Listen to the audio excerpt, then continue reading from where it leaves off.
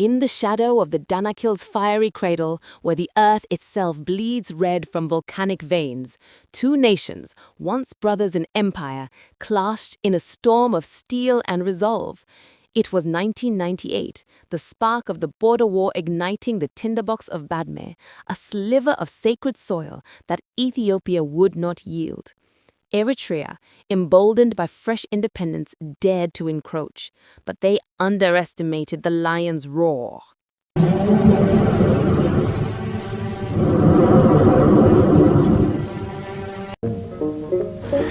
ዝግጅቱ ተጠናቋል። እንግዲህ በወረራ ስር ሆነን የሚቆጠር ቀን መኖር የለበትም። ብዙ ላብ፣ ትንሽ መስዋዕትነት፣ አጭር ጊዜ ግን ብዙ ድል የዘመቻው መሪ ሐሳብ። እያንዳንዱ የሰራዊታችን አካላትና አባላት ግዳጃቸውን በሚገባ አውቀዋል። ስለ ሀገራቸው ክብር ሊፋለሙ አረንጓዴ፣ ቢጫ፣ ቀይ ባንዲራቸውን ይዘው ጉዟቸውን ቀጥለዋል። ኢትዮጵያ ዛሬም ልጆቿ ይዘምራሉ። ተማልነበረ የኢትዮ ኤርትራ ጦርነት ያልታሰበ አገሪቷ ያላሰበችው በሌላ አነጋገር የመከላከያ ሰራዊትም በሚገባ በቂ ዝግጅት ያላደረገበት ጦርነት በመሆኑ የመጀመሪያው ምዕራፍ የወራሪውን የኤርትራ ሰራዊት ማቆም ነው። የጀግኖች አደራ ቃሉ ሊተረጎም ዘመኑም በወርቃማ ታሪክ አሸብርቆ የድል ሰንደቅ ሊውለበለብ ዋዜማው በውብ ግርማ አሸብርቋል። ጠላት አሁንም በምሽጉ ላይ ከምዕራብ ሽላሎ ጫፍ እስከ ሰሜን አይጋ ድረስ ተዘርግቷል። የዚህ ምሽግ ርዝመት በወፍ በረር ሲለካ ወደ 310 ኪሎ ሜትር ይጠጋል። በእነኚህ ምሽጎች ሁሉ የጠላት ጦር ተሰግስጓል። በቡሬ ባዳ ግንባርም እንዲሁ። እኛ እነኚህን ግንባሮች በሶስት ከፍለን እንጠራቸዋለን። የመረብ ሴቲት ግንባር፣ የዛላምበሳ ገላ ግንባርና የቡሬ ባዳ ግንባር። በእነኚህ ሁሉ ግንባሮች ከ20 በላይ ክፍለ ጦሮች ተሰልፈዋል። የሚሊሻ ክፍለ ጦሮችን አይጨምርም። በተጨማሪም በርካታ መድፎች፣ ታንኮችና ሌሎችም ከባድ መሳሪያዎች የጥፋት እሳት አርግዘው ተሰልፈዋል። ፍልሚያው ከዚህ ኃይል ጋር ነው። የ11 ወራት ዝግጅታችንም ሲፈታ የከረመው ቅኔ ይህንን ኃይል በትንሽ ኪሳራና በአጭር ጊዜ እንዴት እንደምንሰሰው ነው። ድንገተኛነት አንዱ የምሽግ ሰበራ ረቂቅ ስልት ሆኖ ተነድፏል። በ4 እና በ5 ቀን ለብዙ ዓመታት ሻዕቢያ የገነባውን ኃይል ብትንትኑ እንዲወጣ ተደርጓል። ሰራዊታችን ወደ ውጊያ በጀግንነት ነው የገባው። በጀግንነት ብቻ ሳይሆን የገባው በፍጥነት ነው የገባው። ጠላት በሚያደናግር ፍጥነት ነው የገባው እና ተደናግሯልም ጠላት። በወቅቱ ጀግንነቱ ምንም ጥያቄ አልነበረውም። ጦርነቱ በከፍተኛ ጀግንነት ባጠረ ኪሳራ ምናልባትም በወቅቱ በነበረው አነጋገር የኢትዮጵያ ሕዝብ በሙሉ ቢመጣም ያልቅበታል ተብሎ በቂ ዝግጅት የተደረገበት መከላከል ቁመና፣ በቂ የቶክስ ክምችት የነበረበት ከ100 ኪሎ ሜትር ያላነሰ የፈንጂ ክምችት የነበረበትን በዚህ ባጭር ጊዜ እና በአነስተኛ ኪሳራ ጦርነቱ በእኛ የበላይነት እንዲደመደም ተደርጓል።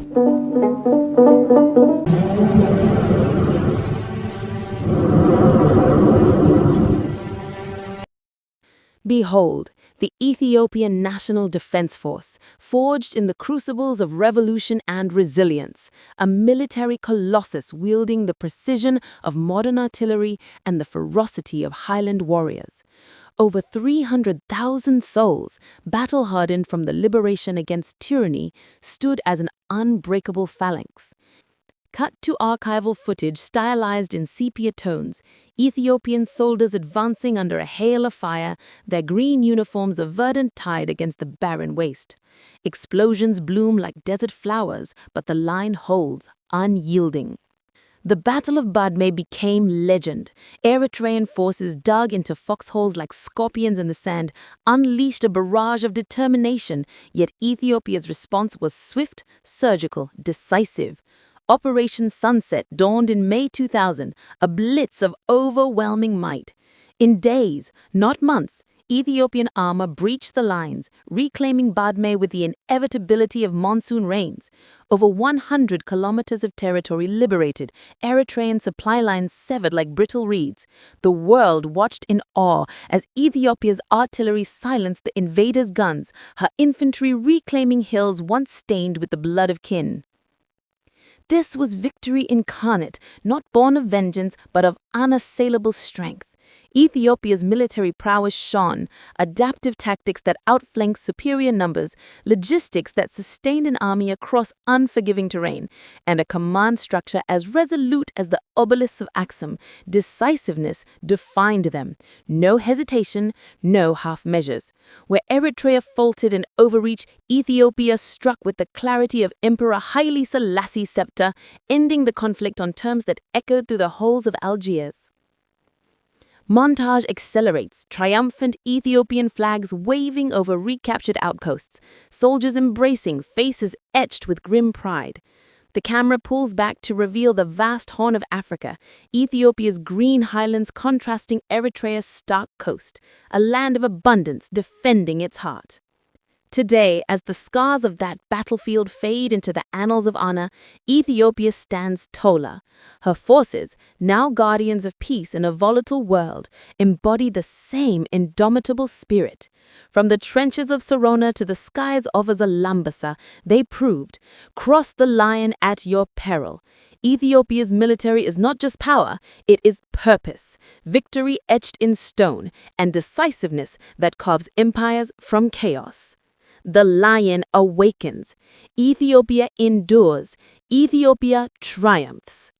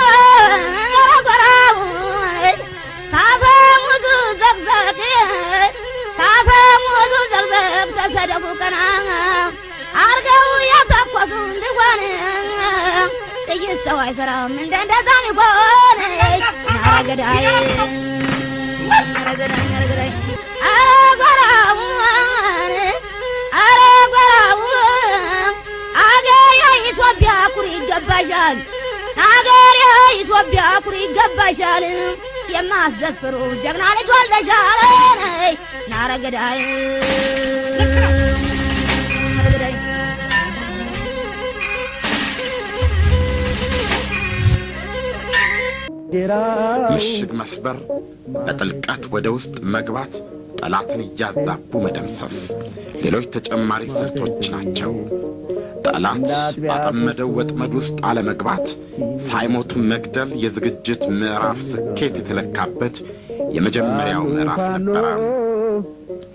ግንቦት 4992 ከወርሱ ተመረጣ ከቦታን መረብ ሴቲት ግንባር ወይም ደግሞ ምዕራብ ተብሎ ይጠራል።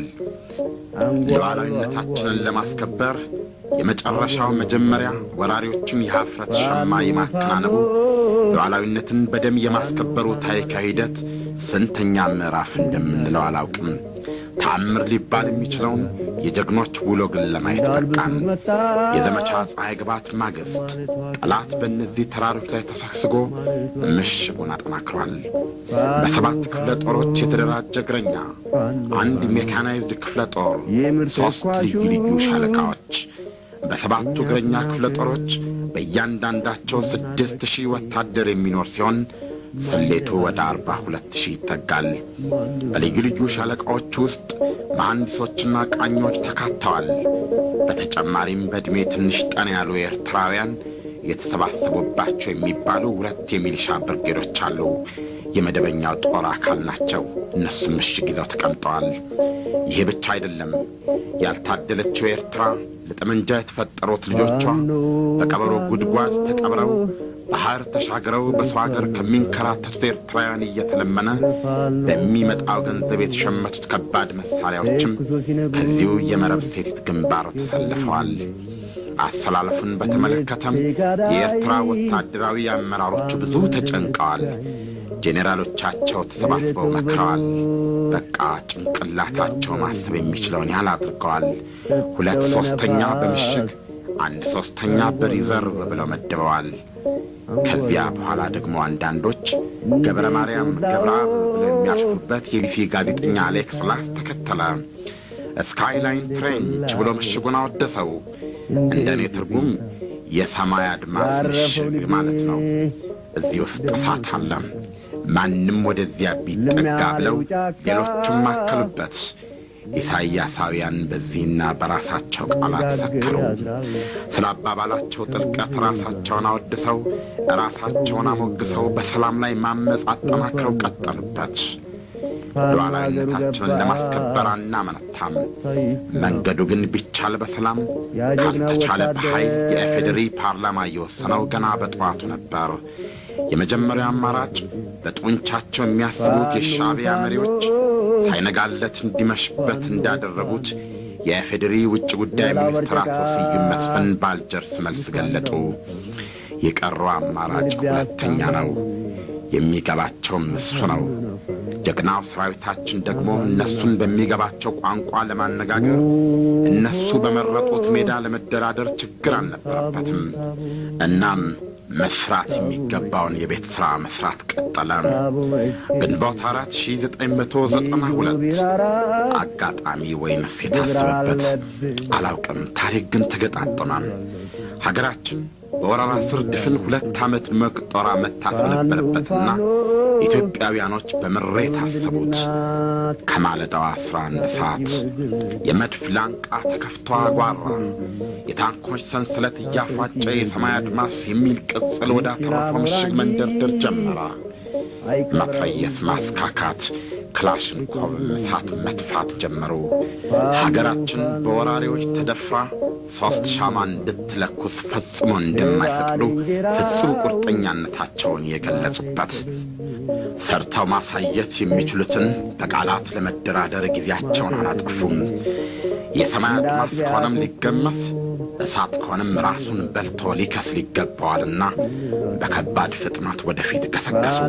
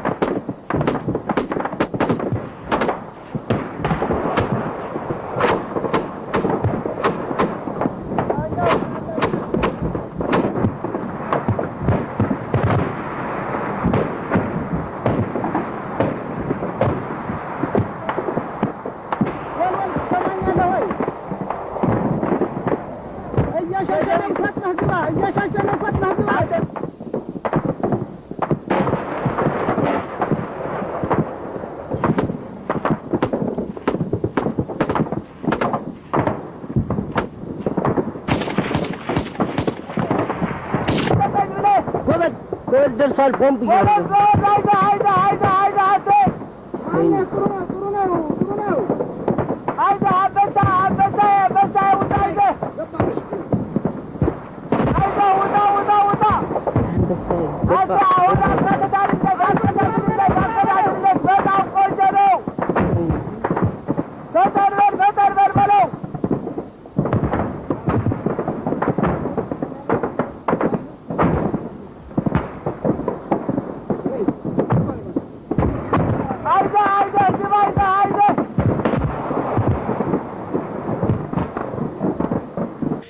ግንባር ውጊያ የተካሄደው በአራት አቅጣጫዎች ነበር።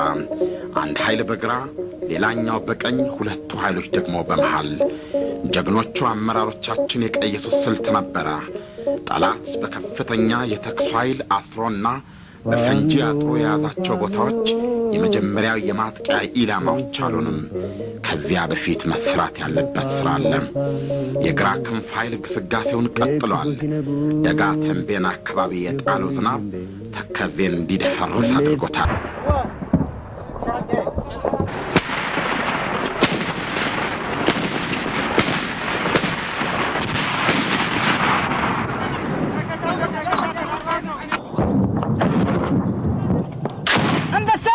ይሄው በቃ ታይቶኛል። ድገም አልከናላከዳቸውም። ተከዜን ተሻግረው እስከ አድሐኪም ሊገሰግሱ አልመው ጉዟቸውን ቀጥለዋል። የዚህ ኃይል ዓላማ በጠላት ጀርባ በመግባት በተጠናከረ ምሽግ የሰፈረውን የሻዕቢያ ኃይል ከመሽጉ ማስወጣት፣ የከባድ መሳሪያውንና የኮማንድ ፖስቱን አደጋ ላይ መጣል ነው። ይህ ሲሆን ፊት ለፊት ለተዘጋጁት ሁለት ኃይሎቹ ምቹ ሁኔታ ይፈጥራል። ያኔ የሰማይ አድማስ ሳት ይወርድበታል። እንደ አንበሳ ቢፎከርለትም እንደ ሸክላ ተሰባብሮ ሻዕቢያዎችን ለአፍረት ይዳርጋል። ረጋ አዎ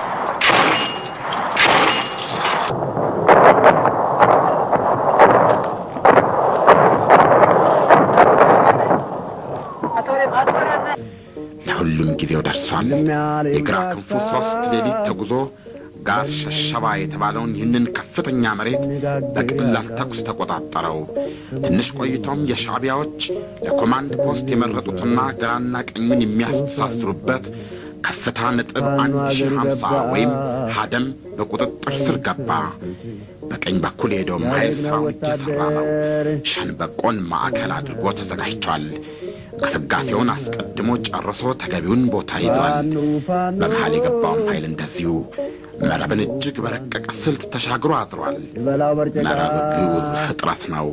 እሱ ጸጥ ብሎ ይፈሳል። በግራና በቀኝ ግን በትንሽ ሰዓታት ውስጥ ወደ እሳትነት የሚቀየር ሥራ ይሠራል።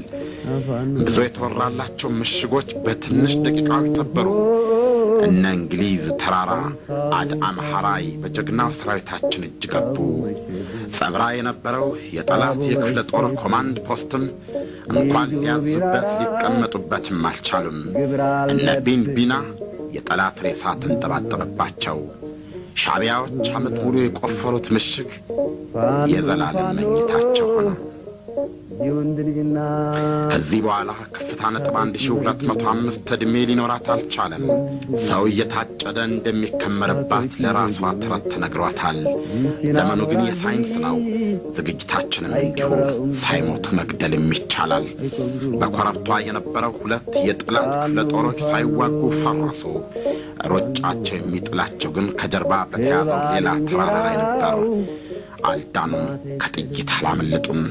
ጠላት ከአንድ ቦታ ሸሽቶ ወደ ሌላው ለመሸጋገር ሞት መሬት በሚባሉት ስፍራዎች መረማመድ ነበረበት።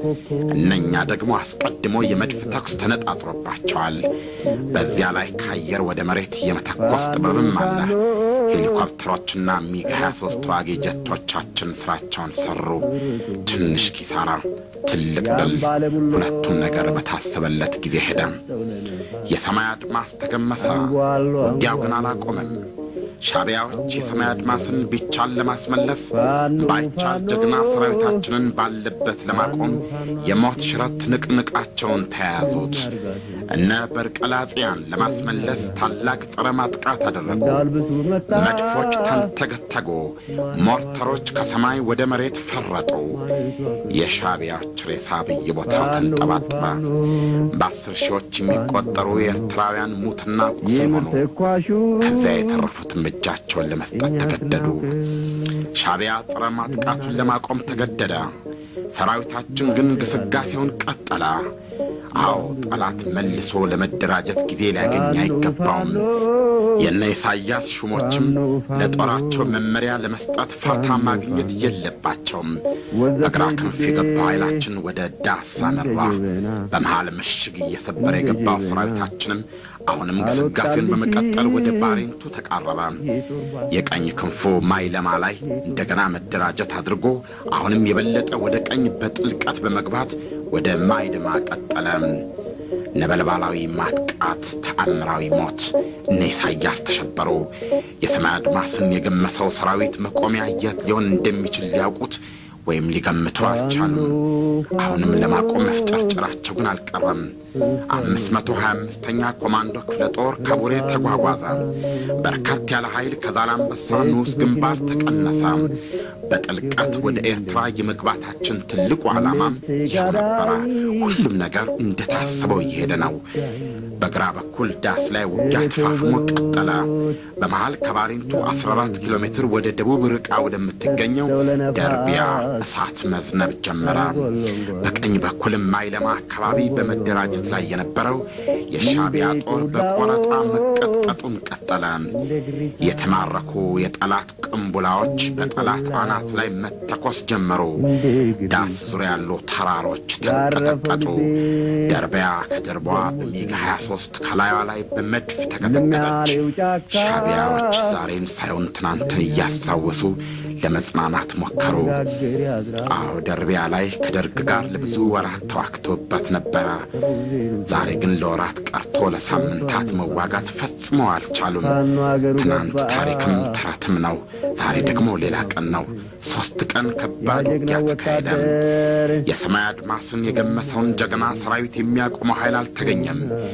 የሻቢያዎች የሜካናይዝድ ኃይላቸው መናኸሪያና የሎጂስቲክስ ማዕከል የሆነችው እጃችን ወደቀች።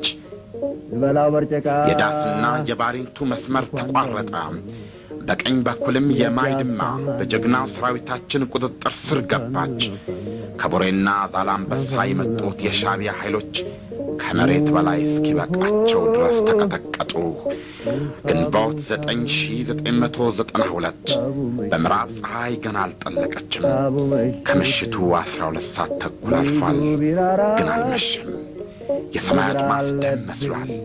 ፀሐይ ደግሞ የጋለ ብረት መስላ በምዕራብ ተራሮች ራስጌ ላይ በኩራት ተቀምጣለች።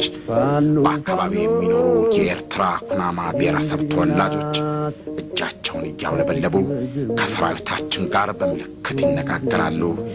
ጀግናው ሰራዊታችን ይችን ሌሊት በድል ያጣጣመው ባሬንቱ ከተማ ላይ ቁጭ ብሎ ነበረ። እሳት የማይበግረው ጀግና ሰራዊት፣ ጠንካራ ደጀን ይዞ የሚፋለም ሕዝባዊ ሰራዊት።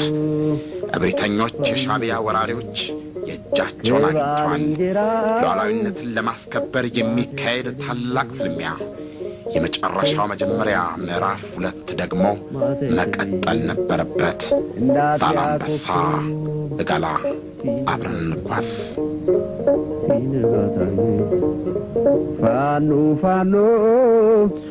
ሻቢያ ተራራ እንደሚያመልክ ልነግራችሁ አልፈልግም። አንድ ነገር ብቻ ወደ ኋላ መለስ ብላችሁ አስታውሱ። የበዓሉ ግርማን ኦሮማይን፣ እዛ ውስጥ ደግሞ ከፍታ 1702 ናቅፋ ናት። እሷን ትልቋ ተራራ ብላችሁ ታስቡ የነበራችሁ ስንቶቻችሁ ናችሁ? እኔ ግን ያየሁትን ልንገራችሁ። ከፍታ 1702 ተራራ ናት። የተራሮች ንጉሥ ያለው ዛላምበሳ ነው። አይጋ ይባላል። ወታደራዊ መጠሪያው ደግሞ 2854። የተራሮቹ ንጉሥ እሱ ነው። ከሱ የበለጠ ሌላ ተራራ በዛ አካባቢ የለም። ሳራጉምቤ ደግሞ ከተራሮቹ ንጉስ ቀጥሎ ያለው ተራራ ነው። ከፍታው 2828 ነው። ሌሎችም በርካታ ተራሮች አሉ። ታዲያ በሁሉም ተራራዎች ላይ ሻዕቢያ አለ። ከፍታ ነጥባቸው ግን ከ21 በላይ ነው። ዝቅተኛ የምትባሏ መነኩሲት የተባለችው ተራራ ነች። እሷ 2166 በመባል ትታወቃለች። የምተርክላችሁ ስለ ዛላምበሳ ግንባር ነው። ታሪክን ይሰሩታል እንጂ አልጠው አይወልዱትም እንዲሉ ታሪክን ለመስራት ደግሞ ከስጋ መቋረስ ከደም ማፍሰስ ሲጠናም ውድ ሕይወትን መለገስ ይጠይቃል። የተፈጠርነው በኢትዮጵያ ምድር ነው።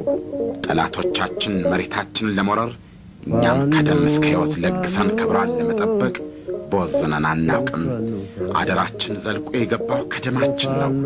እናም ጀግናው ሰራዊታችን አደራውን ከመወጣት አልቦዘነም። ማመን የሚያቀት ታሪክ እየተሰራ ነው። መቼም ቢሆን ይናዳሉ ያልተባሉ ተራሮች እየተደረማመሱ ነው። የምተርክላችሁ በፊት በደም የተጻፈን የጀግኖች ቃል ትርጓሜ ነው። የሻዕቢያ ኃይሎች የክፍለ ጦር ዋና ማዘዣ ያደረጉት እዚሁ የተራሮች ንጉስ በተባለው ስፍራ ላይ ነው። አይጋ ከፍታ 2854 ከዛላምበሳ ከተማ በስተቀኝ 12ኛ ክፍለ ጦር የተባለው የሻዕቢያ ሰራዊት ከምድርባ ጀምሮ ተዘርግቶበታል። ከዛላምበሳ በስተግራ ደግሞ 32ኛ ክፍለ ጦር የተባለው አለ። ይህም ጦር ከጠሰና እስከ ልጋት ማዶ የተዘረጋ ሲሆን የያዘውን ቦታ እጅግ ስትራቴጂካዊ የሚባል ነበረ። በእነኚህ ሁለት ክፍለ ጦሮች ከተያዙት ተራራዎች ውስጥ ከፍታ 2814፣ ከፍታ 2708፣ ከፍታ 2574 እና ሌሎችም ይገኙበታል። ልብ በሉ፣ እዚያ ያለው ሻዕቢያ ነው። ሻዕቢያ ደግሞ ለመቆፈር ፍልፈል ምስጋና ይንሳው ያስፈላል።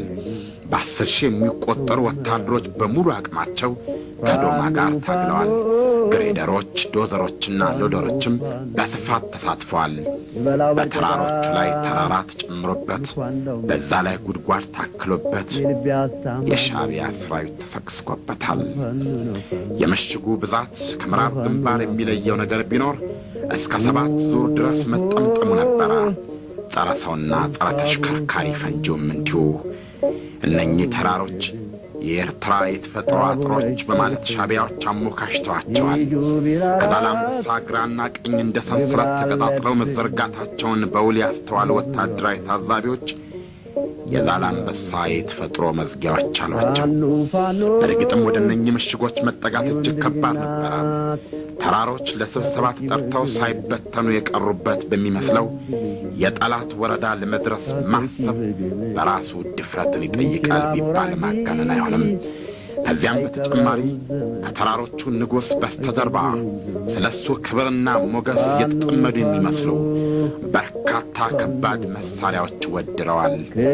ዋና ማዘዣውን አይጋ ወይም ከፍታ 2854 ላይ ያደረገው የሻዕቢያ መንግስት እነኚህን ተራሮች እንዲህ ካደራጃቸው በኋላ ወረራው ዘላለማዊ እንዲሆን ተማጸናቸው። ስለ ተራሮቹ ክብርም ተገቢውን የሰው ደም እንደሚገብርላቸው ቃል ገባ። አንድ ተደጋግሞ በኢትዮጵያ በኩል የሚነገር ነገር አለ። ከኤርትራ ጋር ያለውን ግጭት የድንበር ብቻ ብሎ ማለት ጉዳዩን ዝቅ ያደርገዋል። ጠባችን ከድንበር ዘለሉ የሻዕቢያ ህልምም ጭምር ነው። ቁጣችን የሻዕቢያዎች ሴራ ድፍን ሀገራችንን ለመበታተን በኢኮኖሚያችን ያለ ገደብ ለመጠቀም ካላቸው ፍላጎት ጋር ነው። በተራሮቹ አናት ላይ የገነቡት ምሽግ ጋር አብረው የሚናደውም ሆነ አብረው የሚቆመው ይህ የሻዕቢያ ድንበር ዘለል ህልም ነው። ጀግናው የመከላከያ ሰራዊታችን የወራሪዎቹን ህልም ሊተረጉምላቸው ሕይወታቸው ለሞታቸው የቆፈሯቸውን ተራሮች ለመቀበሪያቸው የተዘጋጁ መሆናቸውን ሊያሳያቸው ቁርጥ ውሳኔ አድርጎ ተነሳ። አንበሳው አንበሳ ላይ ተከምሮ ዛላምበሳን ሊያሳየው ተራራ መውጣትም ሆነ ምሽግ መናድ እንደማይሳነው ነግሮ ሳይሆን ሰርቶ አድርጎ ሊያስተምረው ለራሱ ቃል ገባ።